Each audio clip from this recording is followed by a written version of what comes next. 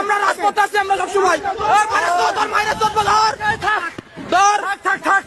গোপালগঞ্জে জাতীয় নাগরিক পার্টির জুলাই পদযাত্রা কর্মসূচি ঘিরে হামলা সংঘর্ষে মৃত্যুর ঘটনায় পুলিশ 4টি হত্যা মামলা করেছে।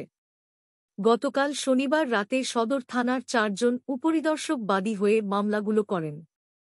4টি মামলায় কারও নাম উল্লেখ না করে অজ্ঞাতনামা মোট 5,400 জনকে আসামি করা হয়েছে। মামলাগুলোতে দণ্ডবিধির বেশ কয়েকটি ধারায় অভিযোগ আনা হয়েছে।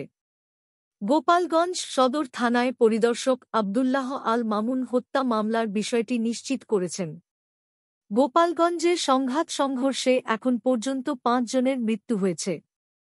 তাঁরা হলেন গোপালগঞ্জ পৌরসভার উদয়ন রোডের বাসিন্দা দীপ্ত সাহা, জেলার টুঙ্গিপাড়া উপজেলার সোহেল রানা মোল্লা, কোটালীপাড়া উপজেলার বান্ধাবাড়ি ইউনিয়নের হরিণাহাটি গ্রামের রমজান কাজী, ভেডার বাজার ব্যাপারীপাড়া এলাকার ইমন তালুকদার ও থানাপাড়া এলাকার রমজান মুন্সি।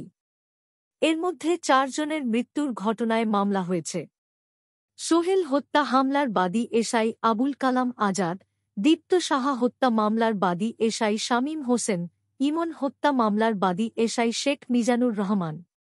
এই 3 হত্যা মামলার প্রতিটিতে অজ্ঞাতনামা 1,500 জনকে আসামি করা হয়েছে। অন্যদিকে রমজান কাজী হত্যা মামলা করেন SI Ayub Ali.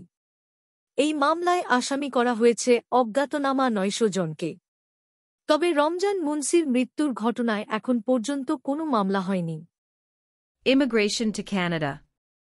We provide the best quality service and solution for Canada immigration. Please visit our website and contact for details.